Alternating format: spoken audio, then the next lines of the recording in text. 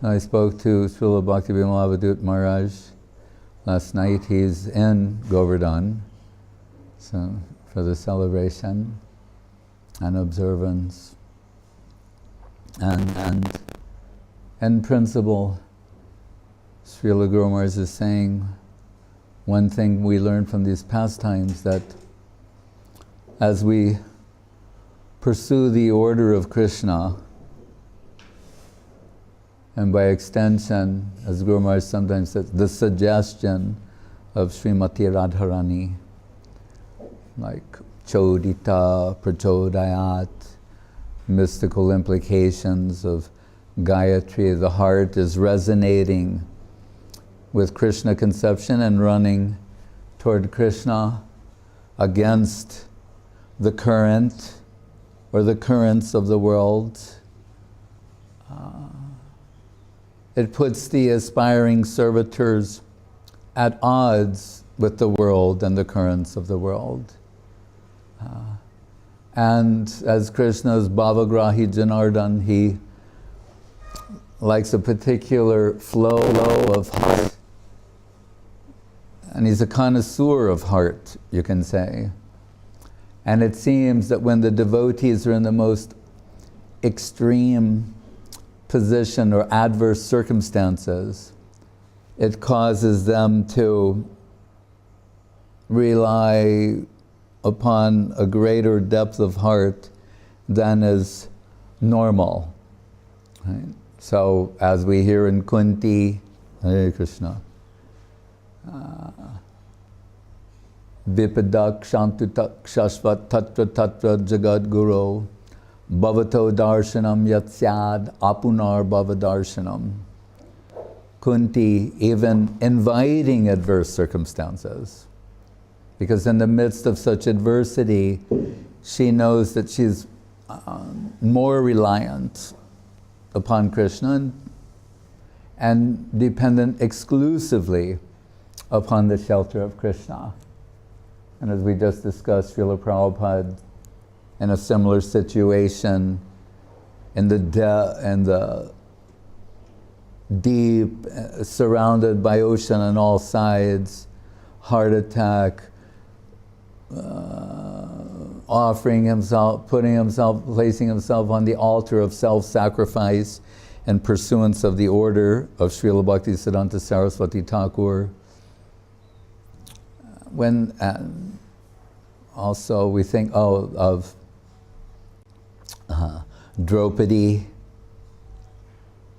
On one level, we can say, why didn't Krishna answer immediately? She's on the verge of, she's being humiliated and on the verge of abject humiliation in that Kuru Sabha, and crying out and no help coming apparently.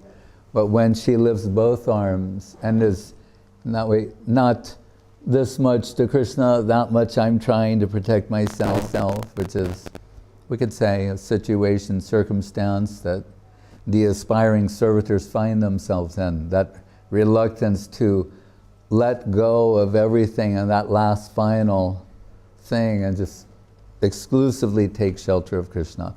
Then Krishna, that again, that sort of heart has been achieved that is most addictive and appealing to Krishna.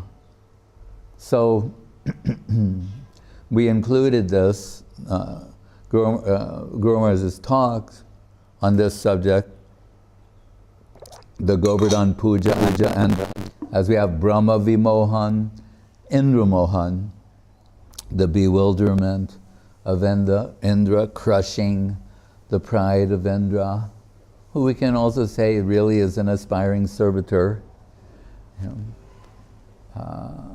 It's there, the Lord of the Cows chapter, and begins with the sloka from the Bhagavatam that encapsulates or describes this pastime. Actually voiced by, I believe, by Nanda Maharaj, but he's summarizing what happened because of the astonishment of all the cowherd people at what they witnessed and participated in. He says, Deve Varshati Yagya Viplaba Rusha Brajrashma Barshanilai Siddhat Palu Pashu Pala Pashu Striyatma Sharanam Drishtvanukam Utsmayam Utpatyeka Karenu Shailam Abalo Lilo Chalindram Jata Bibrat Goshtam Apan Mahindra Madabit Priyana Indro Gavan. We don't think generally of Nanda Maharaj as a, a philosopher or, but this is the beauty of, as Guru said, with regard to Nanda Maharaj, Yashoda, when they do express something, it's from the heart, it's perfect, it's all comprehensive, and the devotion of everyone else becomes upgraded. But they're not in the position of philosophers or giving an ontological summary, yet within their words all of these things are there. And he is saying, what happened? In essence, we were preparing for the annual Indra Yagya. And you see, everywhere in the world they have some festivals every year. Here approaching is the Loi Kratang, and so they'll do that, and there are other, everywhere you go there's some annual festival.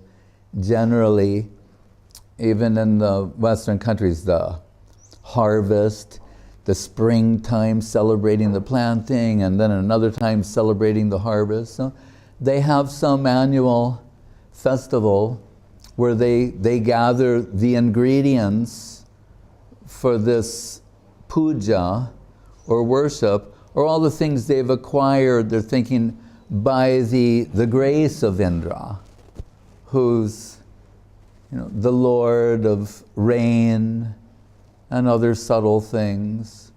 I mean, Indra, literally the word means king. And actually, just as there are different Manus, there are different Indras, kings of heaven. And they also have specific names. You can find some of their names mentioned in the pages of the Bhagavatam. So, but as king of Indra means the king of heaven. So Krishna observes they're doing this. It's in the pre-festival mood. They're gathering all the ingredients, getting everything set up. And like children are very curious, sometimes Krishna, sometimes they play the curious child who's saying, "Oh, Father, why are we doing this? Well, I see something bigger." He's only, 7? Saying, what is this festival? Is this something we do because it's just a tradition and no one really knows why, but we just do it? As we see in many places, you say, "Oh, what's this festival?" The average person doesn't know. You have to talk to someone in the know, and they say, "Oh, well, it started this way and that way, and it's become this." So Krishna's saying, is it something like that? We just do this every year, we don't really know why, but it's just a little tradition the cow people follow. Or is this, it's in the Vedas somewhere? The Vedas have so many different types of prescriptions: Karma-kanda, Jnana-kanda, Upasana-kanda, the sections according to how people are karmically situated. There's a path for them. So is this, maybe it's mentioned in there, please tell me. And Nanda Maharaj is saying, well, actually, it's the annual Indra Yagya, and we're cow people, cow herds, and our wealth is the cows, but very essential for the cows is the grass. Like we were just in Vrindavan and we were at the Madan Mohan temple, and there's actually beautiful grass, like special kind of grass growing up there. And in the middle of the lecture, one cow is just like eating the grass, probably where she eats every day anyway, but we're actually in her space. It's not that she entered our space, we entered her space. And she, sort of obliviously chewing, then getting close, then I know, I'm in the middle of a talk actually, and then I look up, and there's this cow just looking at me, and I offered some, she came over and she was like, then see, like my garland is like, it's full of roses. Those are like sweets for cows, like rasgullas. Starts, nonchalantly chewing the garland. I just offering all the flowers, and she's just very gentle, very sweet. So Nanda Maharaj is saying we're dependent upon grass. We're dependent, the cows are everything to us, but they need to eat the grass. Like, pani yasuya vasakanda rakanda mulai. Right? Sweet grass. And that's how we structure our life. When we run out of grass, then we pick up camp, we move to another place, and and that's what we do. We're the cowherd people. And you don't get grass without rain, and you don't get rain without worshipping Indra. So we're offering some annual tribute, because he makes the rain, the cows eat the grass, then the cows produce milk, and from that milk we get ghee, butter, yogurt, channa, paneer, curd, whatever you want to say. So it's only appropriate that we do this. So it's like a tribute to him, and appreciation for the annual rains that produce these beautiful and sweet grasses, so much favored by the cows. And while Nanda Maharaj is saying that, they're assembling everything, and they've got everything ready for the sacrifice. And Krishna, just like a child, he can also be a naughty child and ask some questions that are hard to answer. Like the children, they always go, why? And you give them an answer and they go, why? And you give them another answer and they go, why? Until you can't answer anymore.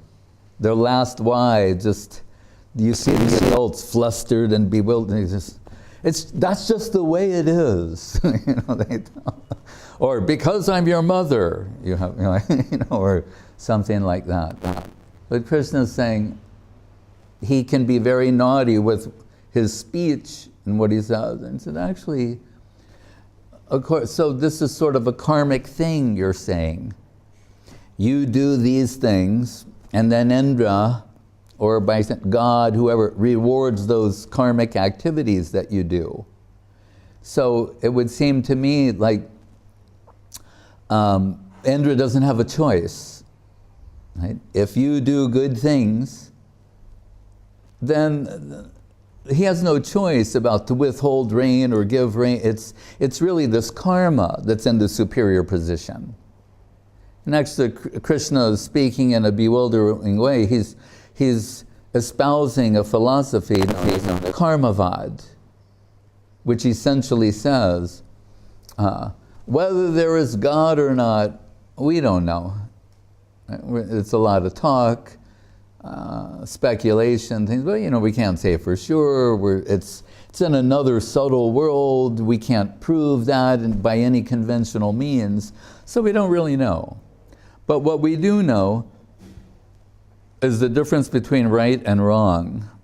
That we know, even intuitively, right and wrong. So we do what is right. And if we do what is right, if there is a God, it's okay. If there isn't a God, it's still okay. So through Karma-vada, God becomes relegated to an insignificant, almost non-existent position. So they're saying, what is the highest thing is work, duty, karma. As I mentioned once that when I was with Giriraj Swami, I accompanied him to Jamaica in the 1970s to do some collection for the Bombay Temple and project, and we were the guests of these wealthy Indians. They owned a huge company, national company, and they made all their workers say Jai Radhe at the start of every work. We went there and they all go sit at their sewing machines. They go Jai Radhe, Jai Sri Radhe. Then they can sit down, start sewing. But the host, we were staying in the son's room, and he was worried about whether or not his son was going to take up the family business. He seemed to be going in another direction or not interested. And so he put a poster in his room, the Bhagavad Gita, this famous picture where Arjun's like sort of kneeling on the chariot and going like, he's confused, he doesn't know what to do. And there's Krishna like smiling, instructing him. And he said, as he explaining to his worries about his son, because the Lord is telling Arjun, get a job. And I was saying like, oh, I think I missed that chapter.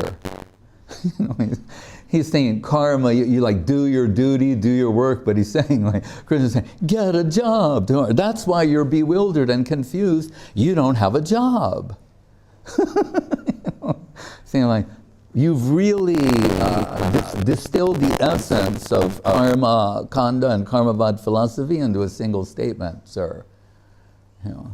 So Krishna's saying, then that's what higher than Indra is karma, work, duty, those things. And he has nothing to say about it. If you do your work, it comes, and if not, not. He has no choice. And also, we observe, if what you're saying is true, it rains on the sidewalk. It rains on the road. It just doesn't rain where you did holy things or pious things. It rains on the water where there is no need of rain. It's raining everywhere. And by speaking in this way, actually Krishna is going through different types of practically atheistic philosophical systems. And in the process, bewildering Nanda Maharaj and the cowherd who are like listening in on what he's saying. So at the conclusion, and he's saying, and God, he's irrelevant because again, if you do act properly, as they say, do the right thing, you know the difference between right and wrong, he has to reciprocate that. So it's putting karma in a superior position. And Krishna's saying, really for us, if you want to worship someone or something, what's most worshipable for us is Govardhan. Govardhan hill, Govardhan Parbat, mountain. You can say, well, like small mountain, deceptively small, like the Aprakrita-lila of Krishna. You find in Garga Samhita some descriptions of Govardhan as being practically infinite in size, that king of mountains. But in Krishna-lila, apparently like a small sized hill mountain.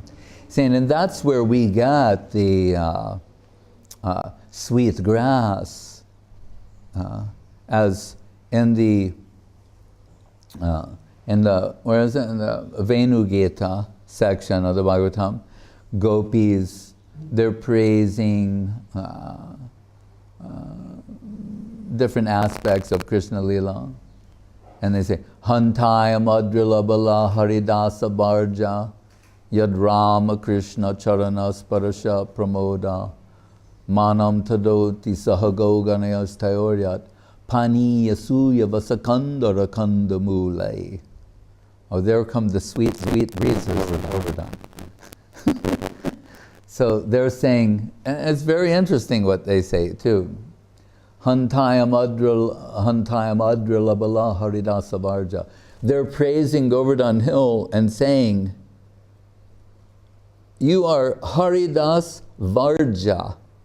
You're the best of the servants of Hari. Haridas Varja. So this is interesting because we will hear in this pastime that Govardhan, it's Giriraj Govardhan, is Krishna. But here they're saying, he's Krishna, but Krishna in the role of Haridas, the servant of Krishna. Why? Yad Rama Krishna Charanas Parasha Pramoda.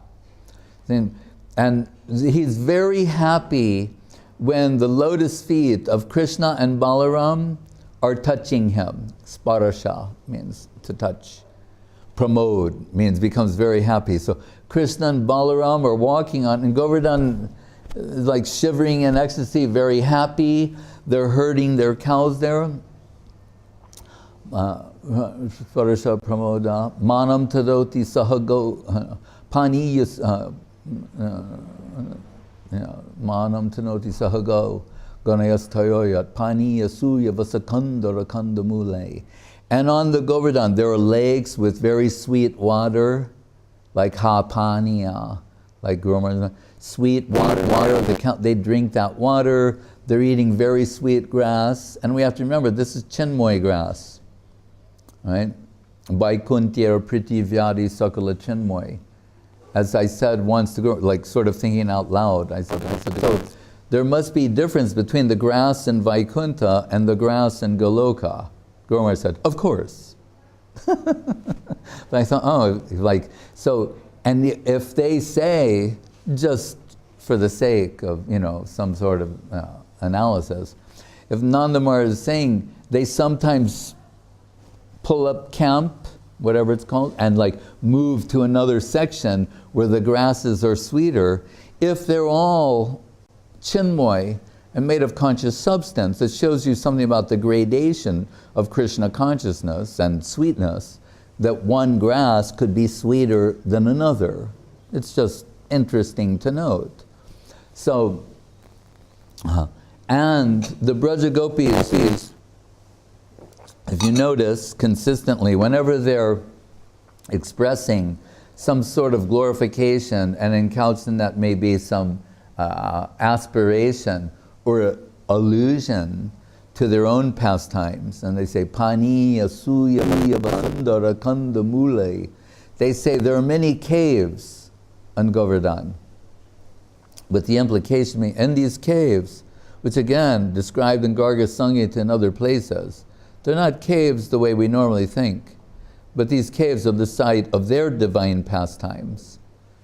Right? And they're lit by jewels, and there are whole worlds inside these caves that are just suitable for the divine pastimes of the Braja Gopis. But they only make reference to caves, not anything explicit or detail. So they're praising Govardhan. These are all the things you offer.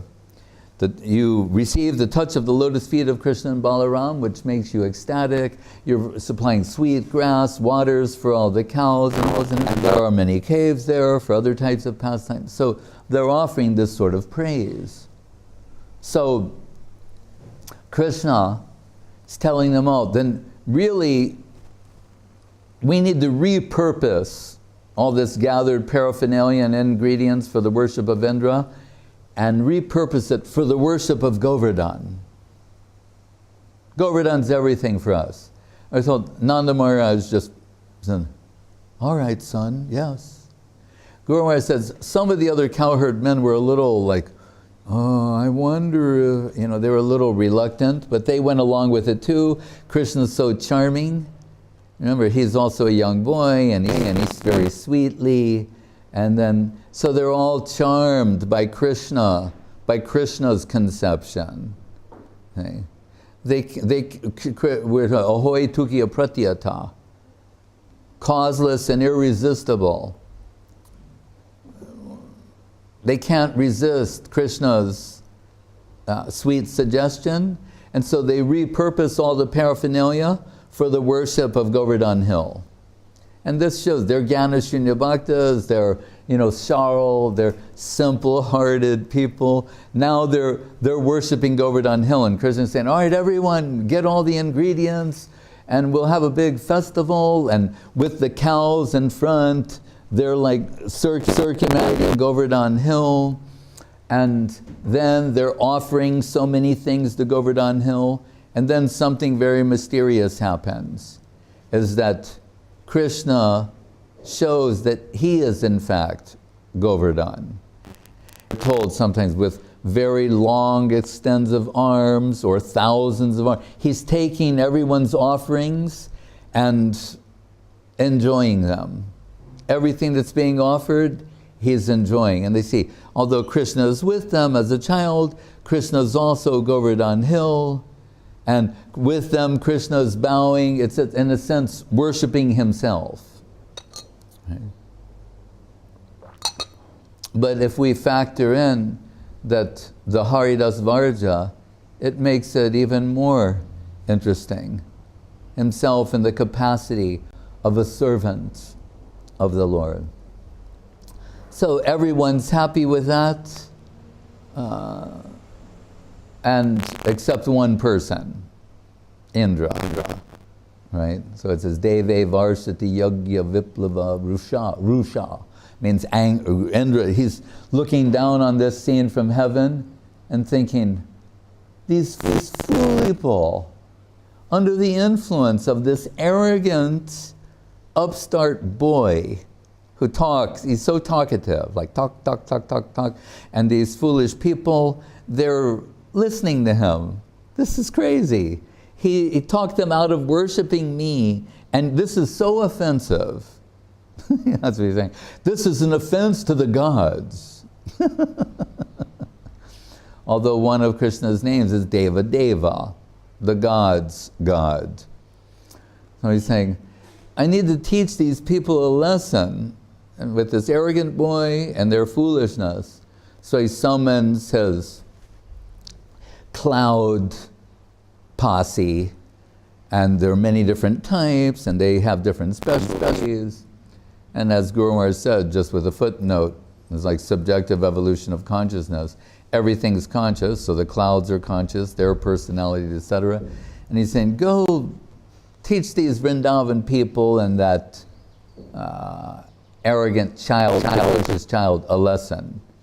And they immediately go to Vrindavan. It starts raining, then hail, ice balls, hail, thunderstorms, thunderbolts. He's throwing everything at Vrindavan. And it's become very cold there, and they're all shivering, and it's raining, and then they have no other shelter than Krishna. And they're approaching him and saying, Krishna, it was because of listening to you and following which we did happily. We did everything you said, and we're following your advice. But now look at the situation. So they're saying, please give us shelter. And what it says, Dristvan anukampam, like tatenukampam susamiksham, means compassion. And seeing them, they're all like shivering. It's very cold. Whenever there's hail, it's like very cold, rain, and they're shivering. And sees the cows, they're all shaking.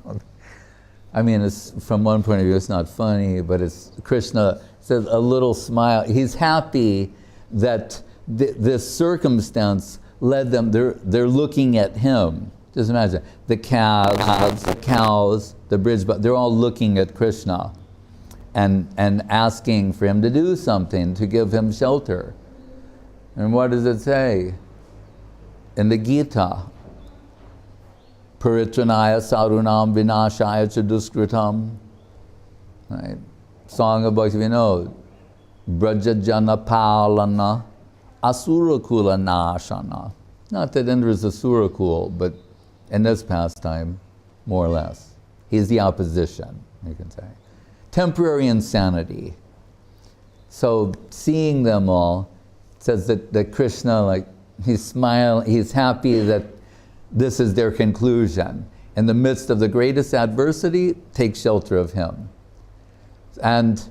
But what shall he do? It's interesting, his choice. I was mentioning that to Avadut Maharaj. He doesn't, then we say, and then there was a big battle with Indra.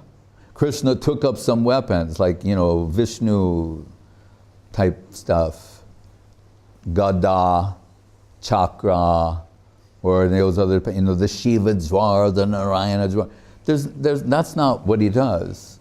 What does he do? We're told he lifts up Govardhan Hill. It's like the way a child picks up a ball or the way you pluck a mushroom. It's interesting, the word for mushroom is similar to the word for umbrella, because mushrooms are umbrella-like. I was saying, so the way a child, he lifts up the Govardhan Hill with his left hand, which is, it's amazing. Right? So he's not fighting with Indra in any conventional way. He lifts up the Govardhan and telling her, take shelter of Giri Govardhan. So everyone goes underneath, and that's what, he's holding Govardhan. And on top of Govardhan, it's raining, thundering, and everyone is sheltered there. And this is beginning to Indra Mohan, bewilder Indra. It's an incredible thing to see. And and Krishna, he's only 7, and he's holding this. He's holding for 7 days. So, one thing is, we hear that Yashoda and Rohini, they were worried because they're thinking, he's only 7. How can you expect a kid to hold the hill for 7 days? But that shows you how deep they are in Jnana Shunya Bhakti. How can he do it at all? How can he hold it for 7 minutes? But they're thinking, 7 days, it's too much for a boy. So we're told, they're feeding him butter to give him strength. Right? So they're like pushing butter into Krishna's mouth. Like, hold on, son.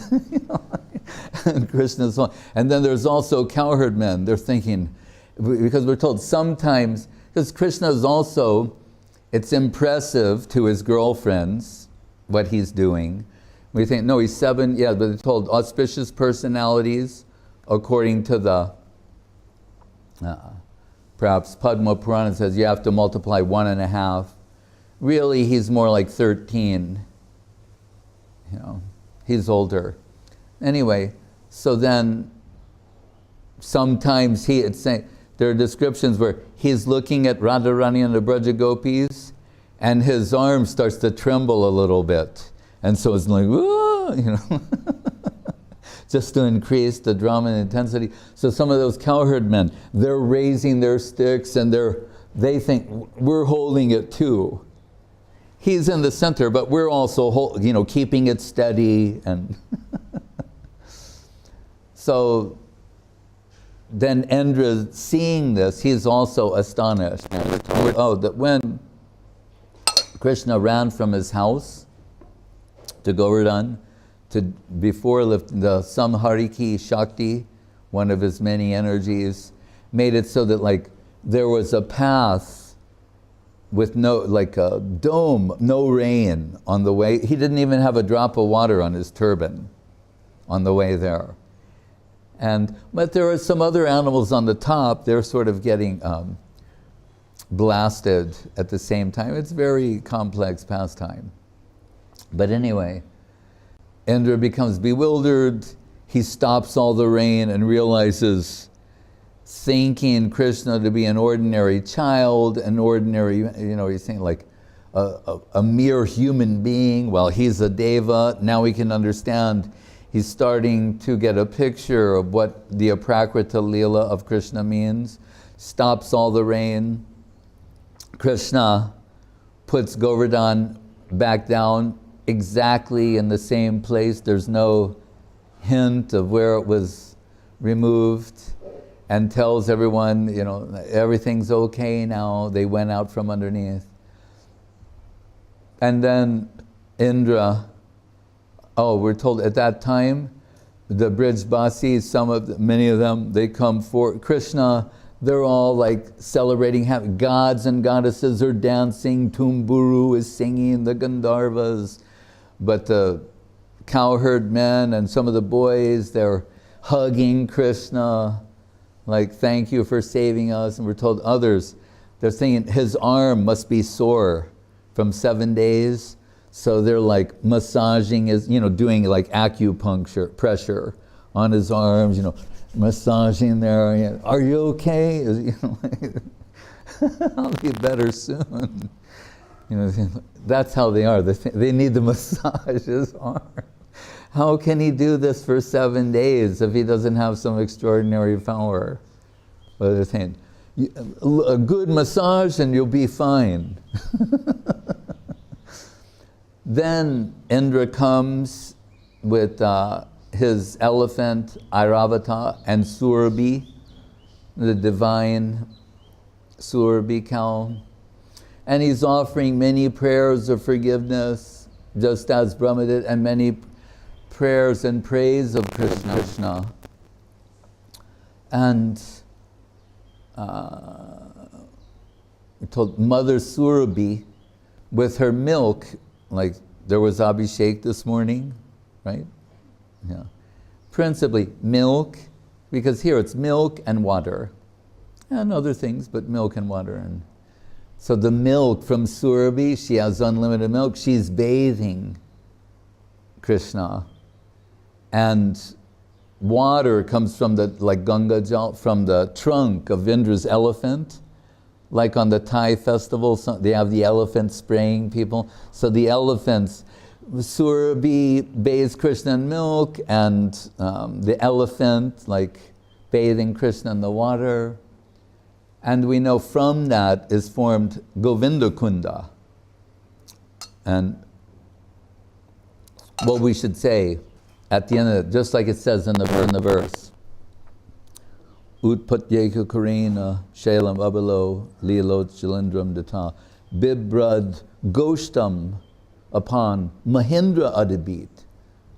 Mahindra, that means the great Indra, Mahindra, the king of heaven, his pride was checked.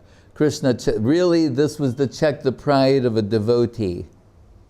He's saying that you can get puffed up with material success or position or many other things, and Krishna doesn't like to see that in the heart of a devotee, and Indra's really devotee, aspiring, although it generally represents karma misra bhakti, but there's a reason for that, and it's actually relatable if we like to think of ourselves as aspiring servitors.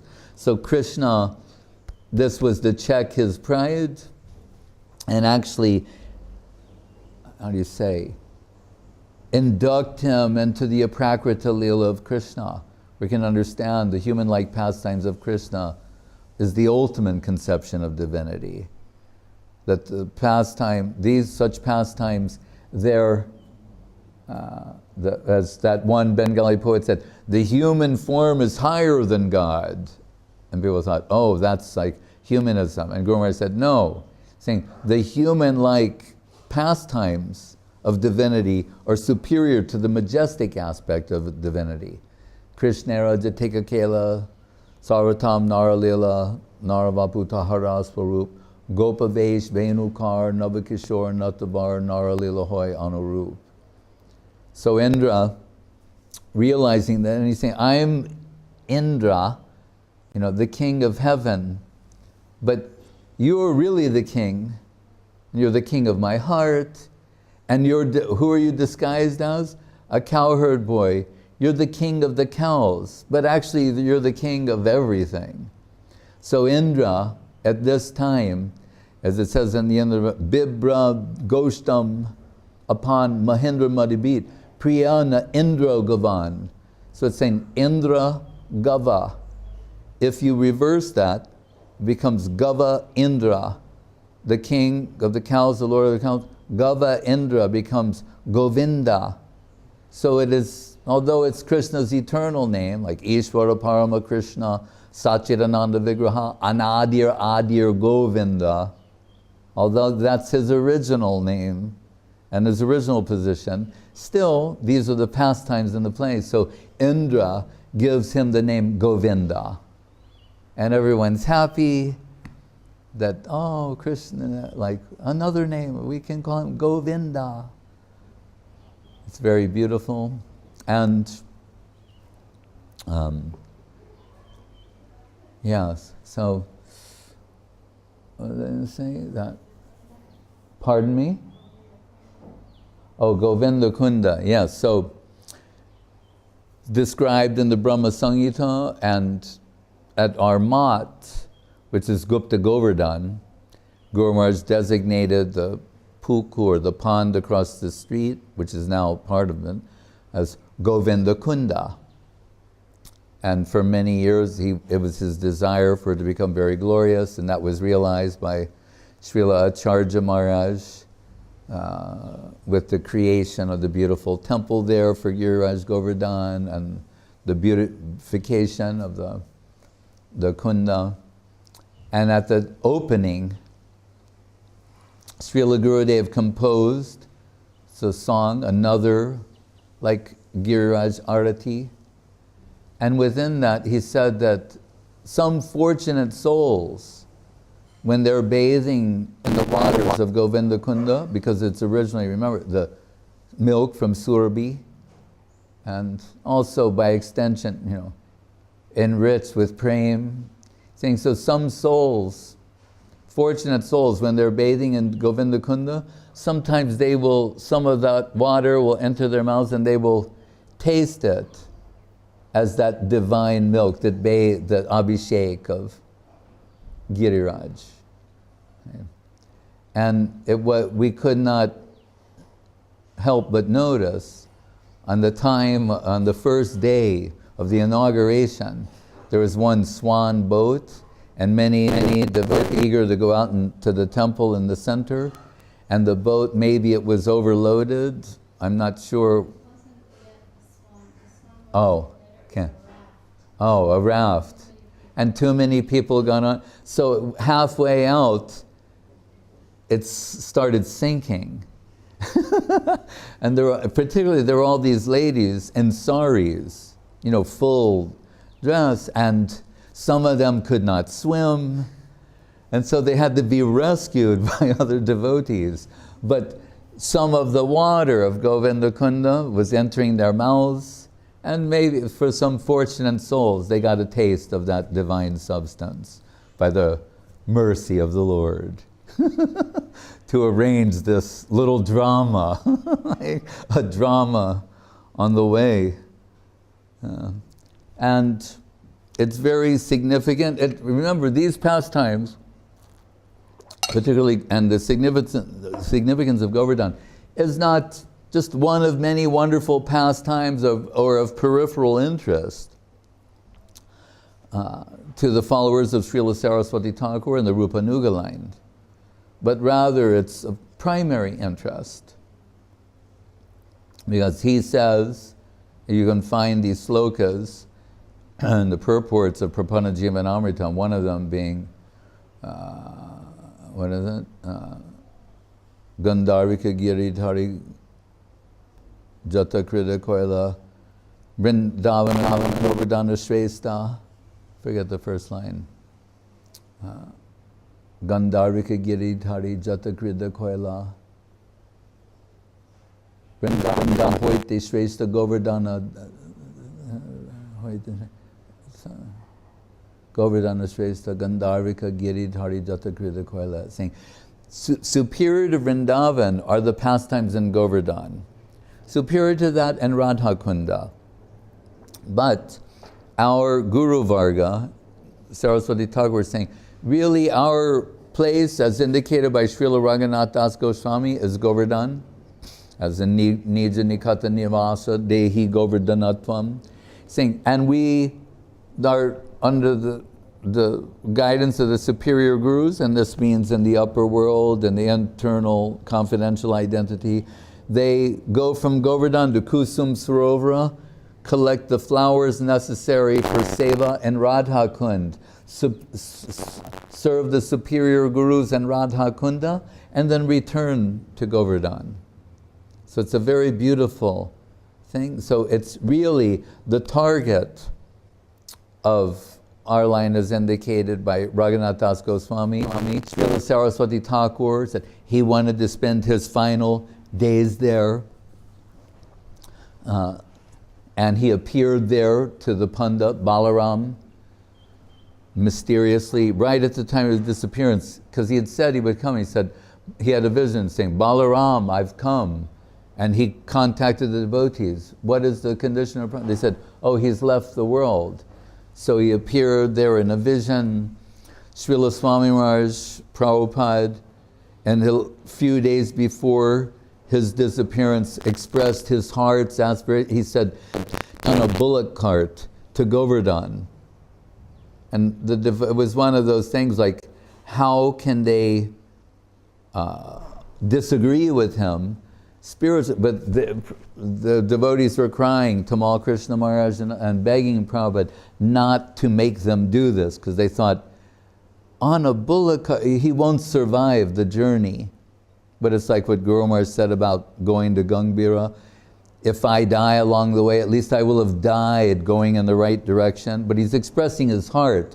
He wants to go take shelter at last in Govardhan. This is few days before his disappearance. Srila Govinda Maharaj, Srila Gurudev said in the last years repeatedly that he would have his bhajan kutir in Govardhan, and we just saw it there actually it's even more beautiful, being maintained and nicely by Uma Devi.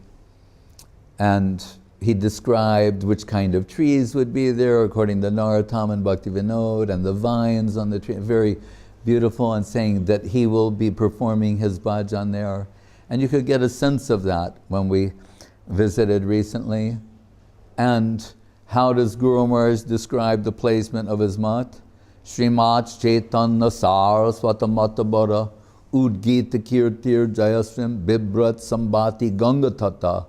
The banks of the Ganga, Nikata, Navadvipa, Koladri Raje, Adri Raj. Like that verse, Hantayam Adrir Abala. Adri means also Govardhan. It means Adri Raj, the king of the mountain, like Giriraj, same thing. It's just another way of expressing. Nabadvipa Koladri Raje. What is the location of this mat? In Gupta Govardhan. That's why, because here we're trying to proceed under the guidance of Srila Guru Maharaj and Srila Gurudev in their conception. We've designated this place Gupta Govardhan. That's where we seek our shelter and our fortune. Hare Krishna. So, and it's expressed by Raghunath Das Goswami and other places, and Mahaprabhu gave him the Govardhan-lila. That's why we have Giriraj. And Guru Maharaj is saying, a part of the infinite is infinite. This whole Leela is about, just as he was saying, as Indra is thinking that Krishna is ordinary human, we may think that Giriraj is ordinary, but he has the full capacity of the entire Govardhan, of the entire infinite of Krishna realized in Giriraj. Okay. And many things for us to appreciate and understand. So, Hare Krishna.